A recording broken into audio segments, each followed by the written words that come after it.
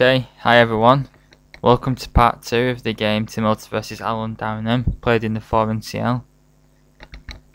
I've just played Rook AC1, challenging the open C file. I thought now I played the best move, going to Houdini with Rook C4. And here I decided to take because otherwise, well, the only way to defend B4 is something like Bishop C5 or Rook B1. Bishop C5, B6 kicks it away, and Rook B1 just plays Rook AC8, and I'm totally tied down. So I've got to take, but I think the swap's good for me because if there was just bishops on the board, this would almost certainly be a draw. So if I get the other rooks off, then this is what makes my opponent's game hard to win, because if like the other pair of rooks comes off, then it's dead drawn. And there I played a good move with Bishop D4, stopping the opponent advancing any further. And if it goes Rook C8, then I can put the bishop on C3, and Black's bishop can't get rid of it because it's bishop's opposite colour. That's why a lot of them are always drawn. My opponent continues with A6, which stops me advancing because then he can take and then he can always invade with his Rook on A2. King F2, bringing the king in. Rook D8, attacking the bishop. But now I can play King E3, which centralises the king, but also guards the bishop. F6, which blunts any bishop pressure and prepares to bring the king into F7. Rook E2. I'm just waiting here really. My pieces are in good defensive positions. I'm just waiting to see what Black's going to do, to be honest. King F7. Rook D2. Another idea was to guard the bishop so the king can move. So maybe I can play King E1, King D2, King D1, King C2, King C3. I mean, I'm on the active plans here. I just need to see if Black can break through. So I'm not going to win this game, by the looks of things. Bishop F5, G4. What's given here instead of the move Bishop D3, which like interferes with the Rook and Bishop's communication, is throwing in a check on E8. Then I can play King F4 and then Bishop D3. So King's been forced away. This looks like a good chance. This. Anyway, back to the game. First Bishop D3. And now I went Bishop C3, and now he throws in the check. But the difference is that I've cleared the D4 square for the king, which is a much better square than F4. So I did that. Bishop E2, she's attacking F3, and if it moves, then the other pawn goes on G4. So I went H3. Well, I suppose if it takes an F3, I take on C4 and then it's dead drawn, because that C4 pawn's the only chance. Bishop D3. But let's just check that point. Bishop takes C3. F3, king takes C4.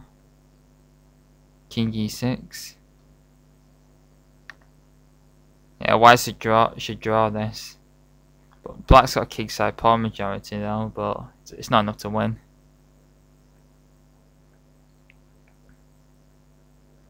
Rook F2, check. And now with seconds left on the clock, I decided to be aggressive and went King C5 and go for Black's queenside pawns. And my opponent, also with seconds left, responds with Rook D7. The idea is to protect the pawns and so my king's counterplay is reduced, because my king can't really go anywhere. And here, could I play B5 here and clear B4 for the king? Let's see. Is this a complete disaster? Takes. King E6. F4. Check. This This looks okay, this looks tenable. That was another interesting idea that I've come across. F4, I went F4 instead. I want to play maybe G5 and get some like counter attack going. So he goes King E7, stepping out of any pins that might arise on the F file. I went G5 anyway. So let's see if he does take.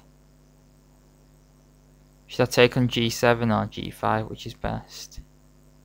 Which is giving us best? Okay, we should take G7. Takes. Rook takes. C3. Ooh, this is nasty. The pawns actually finally got away. What happens if I take on C3?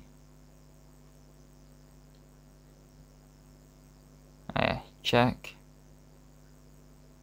King D4. Check. Yeah, I'm losing either a piece or the exchange. So F takes G5, H takes G7 would be bad. So if I take, I have to take back. Now, King E6, which exposes the rook's defense of G7 and brings the king in.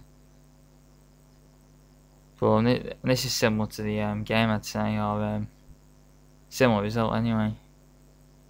In fact, I can play Rook F8 here, because our bishop and king are taking care of black's C pawn.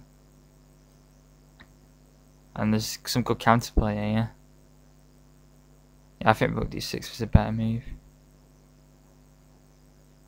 Well, in fact, the move before Rook D, in fact, I went Rook D6, and actually, when I went G5, I offered a draw, rather optimistically, but he fought for quite a long time and decided to play Rook D6, which is actually threatening, which I actually nearly missed. He's threatening B6 mate, which would undo my previous good defensive work. And then, I mean, there's two ways I can stop it. I think the one I chose was B5, but I think A5 was better, because it maintains the king's strong position, but I just didn't want to get mated. See, A5,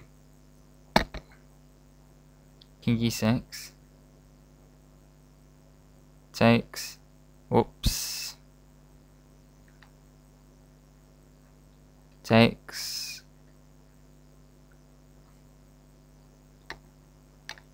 and yeah, this looks better in the game, this actually. In fact, I think what happened in the game was best, because after B5, you can force my king back to A3 with force by this continuation, but now the queen side's blocked up, which reduces black's winning chances by even more, because that C pawn's done nothing. I've just blockaded it, and the match was already pretty much over here, because they're showing us they were thrashing us. And because I don't have a FIDE rating, my opponent wouldn't lose loads of points, well, only on his ECF, and his ECF isn't quite as high. So after bishop F5, check, King F7. While I was thinking about my 47th move, he offered me a draw, which I of course accepted, because I'm a pawn down against a much higher rated opponent. Well, that's it. I thought that was a good defensive performance after a torrid open in the middle game, and I got plenty of FIDE points for this. Just to finish, I'll have a quick look at how the game might have continued, and maybe have a look at some of black's winning attempts. I think this should be drawn, this, because the C pawn isn't going anywhere. The queen side's blocked up, and it's hard for black to create a pawn on the king side with it being 3 against 3. So let's see. I was thinking during, because the H3 pawn's attacked, I was actually going to play Rook E3, which is giving us best here. Now, in post-mortem, we had a look at a few winning attempts. See if I can remember any of them. Try King G6, trying to infiltrate on the king side. H4. King H5. It looks bad, this, but I can play Rook E7, fighting back, getting some counterplay, because if the king don't want to go back to the king, no way to defend the G7 pawn is for the king to go back to G6, because if G6 then the H7 pawn hangs. So in fact, I have to take on H4. Takes. Takes. So it's quite dangerous though. Maybe bishop c2. But then again, it's hard to win this. It's quite drawish because the bishop's opposite colour, and as soon as if the rooks go off at any point, then it's going to be a draw. But I think it should be drawn this with accurate play. It can be held this. White can hold this. Anyway, feel free to leave any comments and thoughts. I hope you're enjoying the new website, and see you next time. Thanks a lot.